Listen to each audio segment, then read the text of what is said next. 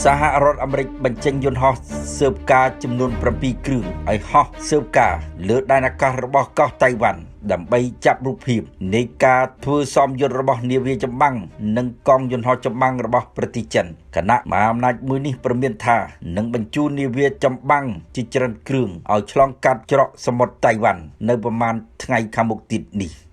នេះជាថ្ងៃទី2ហើយនៃការធ្វើសមយុទ្ធដ៏មហាសម្បើមដោយបាញ់គ្រាប់ពិតរបស់កងទ័ពរំដោះប្រជាជនចិនដែលនៅគណៈនេះសេចក្តីរាយការណ៍របស់សារព័ត៌មាននៃដែនកោះតៃវ៉ាន់ Taiwan News បានចុះផ្សាយនៅថ្ងៃទី5សីហានេះថាយន្តហោះស៊ើបការរបស់សហរដ្ឋអាមេរិកយ៉ាងតិច7គ្រឿងត្រូវបានបញ្ជាឲ្យហោះហើរលើលំហអាកាសរបស់កោះតៃវ៉ាន់ដើម្បីស៊ើបការនិងឃ្លាំមើលហើយថតរូបភាពនៃការធ្វើសមយុទ្ធរបស់កងទ័ពចិននៅច្រកសមុទ្រតៃវ៉ាន់គឺសមយុទ្ធនាវាចម្បាំងសមយុទ្ធយន្តហោះចម្បាំងនិងសមយុទ្ធកំភ្លើងធំដែលជាសមយុទ្ធឡោមព័ទ្ធកោះតៃវ៉ាន់តែម្ដងដែលត្រូវបានមើលឃើញថាចិនមានផែនការទុកជាមុនពង្រឹងកម្លាំងវាយកាន់កាប់ដែនកោះមួយនេះ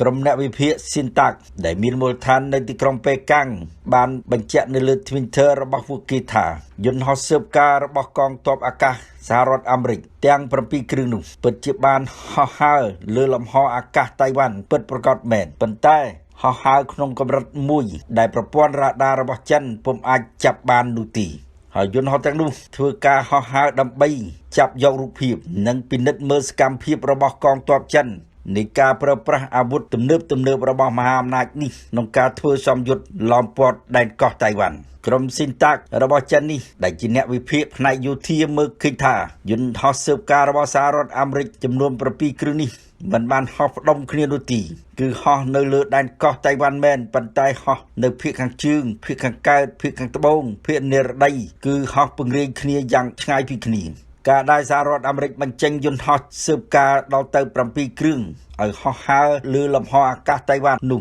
ក៏ធ្វើឡើងបន្ទាប់ពីកងទ័ពរំដោះប្រជាជនចិនបានបាញ់មីស៊ីលឲ្យហោះរំលងដែនកោះតៃវ៉ាន់ចំនួន11គ្រាប់ត្រូវបានរាយការណ៍មកថាយ៉ាងតិចបានហោះធ្លាក់ទៅសមុទ្រចិនខាងកើតនិង5គ្រាប់បានហោះធ្លាក់ទៅដល់ដែនទឹកនៃសមុទ្ររបស់ប្រទេសជប៉ុនទៀតផងនាំឲ្យជប៉ុនប្រតិកម្មយ៉ាងខ្លាំងហើយសហរដ្ឋអាមេរិកដែលមានមូលដ្ឋានកងទ័ពរបស់ខ្លួននៅលើទឹកដីជប៉ុននោះក៏ត្រៀមលក្ខណៈក្នុងការតបតបើករណីសង្គ្រាមផ្ទុះឡើងនៃការវាយលុកពីសំណាក់កងទ័ពប្រទេសចិននោះជាមួយគ្នានេះបណ្ដាញផ្សាយព័ត៌មាន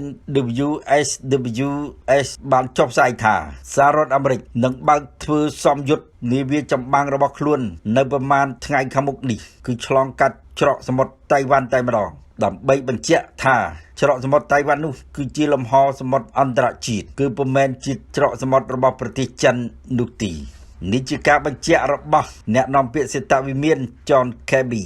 លោក John Kirby បានប្រកាសទៀតថាក្រុមនាវាផ្ទុកយន្តហោះរបស់សហរដ្ឋអាមេរិក USS Ronald Reagan ដែលកំពុងប្រតិបត្តិការរបស់ខ្លួននៅក្បែរកោះតៃវ៉ាន់នោះគឺក្បួននាវាចម្បាំងនេះនឹងត្រូវធ្វើដំណើរឆ្លងកាត់កោះតៃវ៉ាន់ដែលជាការប្រាប់សញ្ញាទៅកាន់កងទ័ពចិនថាការធ្វើដំណើររបស់នាវាផ្ទុកយន្តហោះ USS Ronald Reagan គឺឆ្លងកាត់ផ្លូវទឹកអន្តរជាតិតែយ៉ាងណាការប្រកាសរបស់សេតវិមានដែលថានឹងបញ្ជូននាវាផ្ទុកយន្តហោះនៃក្រុមនាវាផ្ទុកយន្តហោះ USS Ronald Reagan ដែលមានប្រមាណជា10គ្រឿងនោះឲ្យបើកឆ្លងកាត់ច្រកសមុទ្រតៃវ៉ាន់នោះក៏ធ្វើឡើងឆ្លើយតបនឹងការដែលចិនបានធ្វើសមយុទ្ធឡោមព័ទ្ធកោះតៃវ៉ាន់រយៈពេល2ថ្ងៃមកនេះហើយមើលទៅ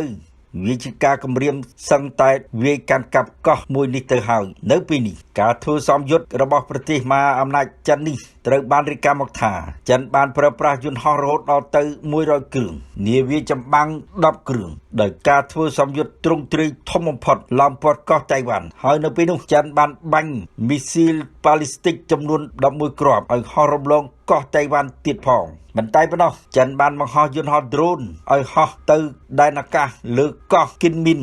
នៃដែនកោះតៃវ៉ាន់ទៀតផងបើតាមសេចក្តីរាយការណ៍របស់ប្រភពដដែលនេះរយៈពេល2ថ្ងៃមកនេះតៃវ៉ាន់បានសម្រេចបិទជើងហោះហើររបស់ខ្លួនទាំងជើងហោះហើរក្នុងស្រុកនិងអន្តរជាតិរហូតដល់ទៅ66ជើងហោះហើរនោះត្រូវបានបិទកាសែតរបស់ចិន Global Times បានរាយការណ៍ថាការធ្វើសមយុទ្ធ របស់ចិននេះបានប្រើប្រាស់រហូតដល់ទៅមីស៊ីលវងប្រតិបត្តិការឆ្ងាយឬមីស៊ីលអន្តរជាតិរហូតដល់ទៅយន្តហោះបំបាំងកាយនិងរហូតដល់ទៅនាវាមុជទឹកដើរដល់ធម្មពលនុយក្លេអ៊ែរទៀតផងប៉ុន្តែយ៉ាងនេះក្តីការដែលចិនបើកធ្វើសម្ពយុទ្ធយ៉ាងសម្បើមនេះក៏រងការថ្កោលទោសយ៉ាងខ្លាំងពីសំណាក់ប្រធានាធិបតីកោះតៃវ៉ាន់លោកស្រីសៃអង្វិនលោកស្រីសៃអង្វិនបានចេញសេចក្តីថ្លែងការណ៍ភ្លាមៗដោយហៅការធ្វើសម្ពយុទ្ធឡោមព័ទ្ធកោះតៃវ៉ាន់របស់ប្រទេសចិននេះថាកំពុងតែបង្កសង្គ្រាមលោកស្រីអះអាងថាសម្រាប់តៃវ៉ាន់ពុំស្វែងរកការបង្កើតសង្គ្រាមជាមួយនឹងចិននោះទេប៉ុន្តែតៃវ៉ាន់មិនត្រូវឈរអោបដៃនៃការលើកទ័ពឈ្លានពានពីចិននោះទេគឺត្រូវតែវាយបកនិងការពារដែនដីដែនទឹករបស់ខ្លួនរហូតដល់ដំណាក់កាលចុងក្រោយជាមួយនឹងការចេញសេចក្តីថ្លែងការណ៍នេះលោកស្រីសៃអង្វិនប្រធានាធិបតីរបស់ដែនកោះនេះក៏បានបញ្ជាទៅកាន់ក្រសួងការពារជាតិបញ្ជាទៅកាន់កងទ័ពឧត្តមសេនីយ៍របស់លោកស្រីឲ្យបញ្ជូនកងទ័ពចេញពីបន្ទាយ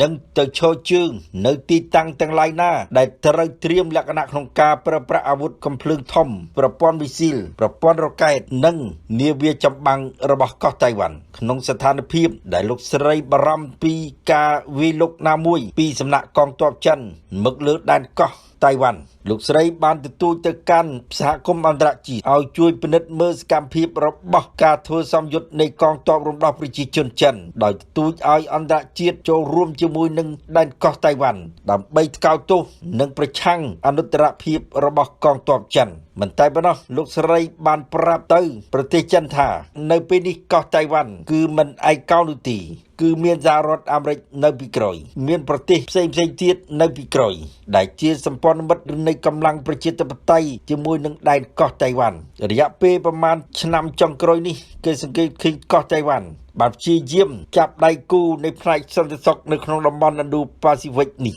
ជាមួយនឹងក្រុមចតុភាគីហៅថាខ្វាតមាន4ប្រទេសមានឥណ្ឌាមានជប៉ុនអូស្ត្រាលីនិងសហរដ្ឋអាមេរិកហើយក៏ព្យាយាមចាប់ដៃគូជាមួយនឹងក្រុមត្រីភាគីហៅថា AUKUS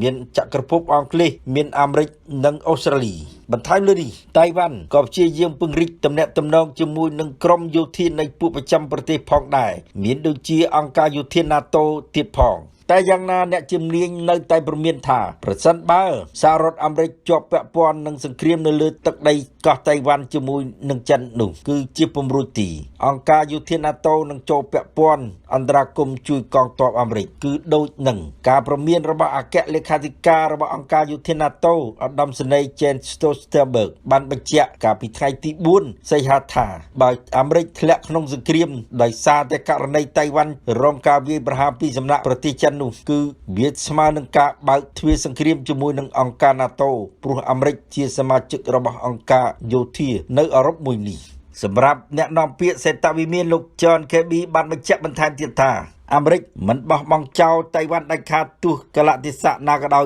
នោះអាមេរិកនៅមិនសក់បញ្ជូននាវាផ្ទុកយន្តហោះចម្បាំងល្បាតនៅក្នុងសមុទ្រចិនខាងត្បូងការពារសម្ព័ន្ធមិត្តចាំពេលចិនធ្វើសម្ពយុទ្ធបាញ់គ្រាប់ប៉ិតឡោមព័ទ្ធដែនកោះតៃវ៉ាន់នាវាផ្ទុកយន្តហោះចម្បាំងរបស់សហរដ្ឋអាមេរិកក៏បានបង្ហាញវត្តមាននៅក្នុងសមុទ្រចិនខាងត្បូងនិងតំបន់ជុំវិញដែនកោះតៃវ៉ាន់ស្របពេលដែលចិនកំពុងតែបង្កើនការធ្វើសម្ពយុទ្ធយុទ្ធសាស្ត្របាញ់គ្រាប់ប៉ិតឡោមព័ទ្ធដែនកោះមួយនេះខណៈដែលភាពតានតឹងកាន់តែកើតឡើងខ្លាំងរវាងរដ្ឋាភិបាលទីក្រុងប៉េកាំងនិងទីក្រុងវ៉ាស៊ីនតោនជុំវិញដំណើរទស្សនកិច្ចដ៏មានឥទ្ធិពលរបស់ប្រធានសហភាពអាមេរិកលោកស្រី Nancy Pelosi ទៅកាន់កោះតៃវ៉ាន់កងនាវាទី7របស់សហរដ្ឋអាមេរិកបាននិយាយនៅព្រឹកថ្ងៃប្រហ័សទី4ខែសីហាថាកងទ័ពជើងទឹករបស់សហរដ្ឋអាមេរិកបានដាក់ពង្រាយនាវាផ្ទុកយន្តហោះ USS Ronald Reagan ឬក៏ CVN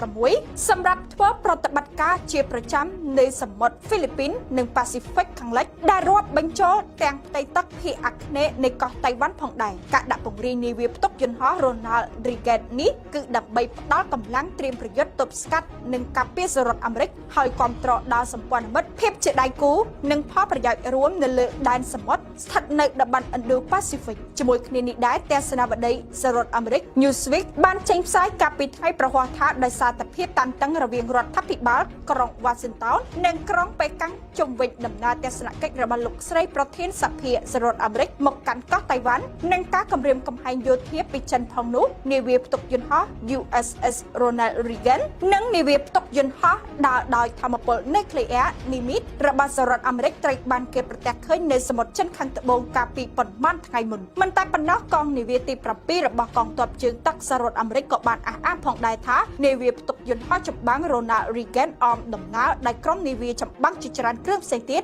កំពុងស្ថិតនៅក្នុងសមុទ្រហ្វីលីពីនដើម្បីបន្តធ្វើប្រតិបត្តិការជាធម្មតាទៅតាមការគ្រោងទុកក្នុងក្របខ័ណ្ឌដំណើរល្បាតជាប្រចាំរបស់ខ្លួនសម្រាប់កិច្ចគាំទ្រដល់តំបន់ Indo-Pacific ដែលជាសេរីភាពនិងការធ្វើនាវាចកជាចំហគួរបញ្ជាក់ផងដែរថានាវាផ្ទុកយន្តហោះចម្បាំងទាំងនេះបានចល័តទៅកាត់តំបន់ក្បែរកោះតៃវ៉ាន់កាលពីថ្ងៃអង្គារចំពេលប្រធានសភាដ៏មានឥទ្ធិពលរបស់សហរដ្ឋអាមេរិកលោកស្រី Nancy Pelosi បានធ្វើដំណើរទៅបំពេញទស្សនកិច្ចនៅកោះតៃវ៉ាន់ខណៈទីក្រុងប៉េកាំងព្រមានរារាំងដល់ការធ្វើដំណើររបស់លោកស្រីជាងនេះទៅទៀតជាមួយនឹងការប្រឆាំងជំទាស់យ៉ាងខ្លាំងក្លាដល់ដំណើរទស្សនកិច្ចរបស់កម្ពុជាអ្នកនយោបាយរបស់អាមេរិករូបនេះទីក្រុងប៉េកាំងបានចាប់ផ្ដើមធ្វើសម្ពយុទ្ធយោធាទ្រង់ទ្រាយធំចំនួន6កន្លែងឡោមព័ទ្ធជុំវិញកោះតៃវ៉ាន់ដោយរួមមានទាំងការបាញ់គ្រាប់ប៉ិតចាប់ពីថ្ងៃទី4ដល់ថ្ងៃទី7ខែសីហាឆ្នាំ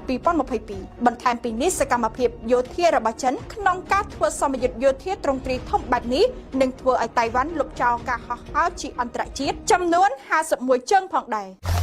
តៃវ៉ាន់ប្រកាសធ្វើសង្គ្រាមជាមួយនឹងចិនខណៈដែលការធ្វើសម្ពយុទ្ធទ្រង់ទ្រាយធំបាញ់គ្រាប់ប៉ិតរបស់កងទ័ពចិនកំពុងកក្រើករំជួយកោះនេះព័ត៌មាន Sky News ចេញផ្សាយនៅថ្ងៃទី5ខែសីហាឆ្នាំ2022បានដឹងថាយោធាតៃវ៉ាន់បានចេញសេចក្តីថ្លែងការណ៍មួយដែលក្នុងនោះខ្លួនបាននិយាយថាកងកម្លាំងរបស់តៃប៉េកំពុងតែប្រង់ជើងការនិងតាមដានយ៉ាងដឹកដល់នៅសម្ពយុទ្ធរបស់ចិនក្រសួងការពារជាតិសង្កត់ធ្ងន់ថាខ្លួននឹងប្រកាន់ភ្ជាប់នូវគោលការណ៍នៃការត្រៀមខ្លួនធ្វើសង្គ្រាមប៉ុន្តែមិនស្វែងរកការបង្កសង្គ្រាមនោះទេនិងមិនធ្វើអកប្បកិរិយាបង្កភាពតានតឹងនិងចំនួននោះឡើយតៃវ៉ាន់បានធ្វើសម្ពយុទ្ធការពារជនស៊ីវិលក្នុងករណីមានសង្គ្រាមហើយបានរៀបចំកន្លែងការពារខ្លួនពីការវាយប្រហារតាមអាកាសនៅទូទាំងកោះនេះក្រសួងនិយាយថាអកប្បកិរិយាមិនសមហេតុផលរបស់ប្រទេសចិនមានគោលដៅផ្លាស់ប្តូរស្ថានភាពបច្ចុប្បន្នរំខានដល់សន្តិភាពនិងស្ថិរភាពក្នុងតំបន់ជាមួយគ្នានេះក្រសួងការពារជាតិតៃវ៉ាន់ក៏បាននិយាយផងដែរថាកងទ័ពជាតិរបស់ខ្លួននឹងរក្សាទំនាក់ទំនងជិតស្និទ្ធជាមួយសម្ព័ន្ធមិត្តនៅក្នុងតំបន់ហើយពង្រឹងការសម្របសម្រួលដើម្បីទប់ស្កាត់ការឡើងកម្ដៅ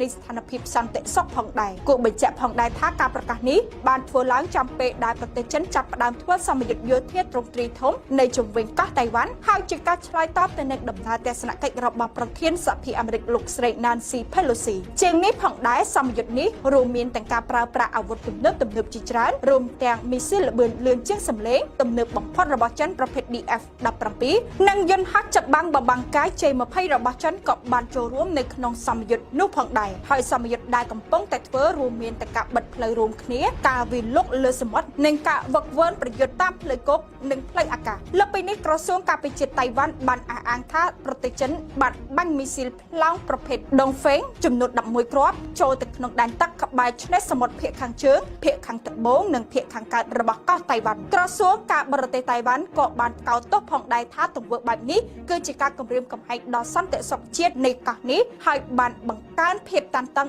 នៅក្នុងតំបន់តៃវ៉ាន់ក៏បានអំពាវនាវផងដែរដល់សហគមន៍អន្តរជាតិឲ្យថ្កោលទោសការគំរាមកំហែងផ្នែកយោធារបស់ចិននិងឲ្យប្រទេសនានាការពារសេរីភាពនិងលទ្ធិប្រជាធិបតេយ្យ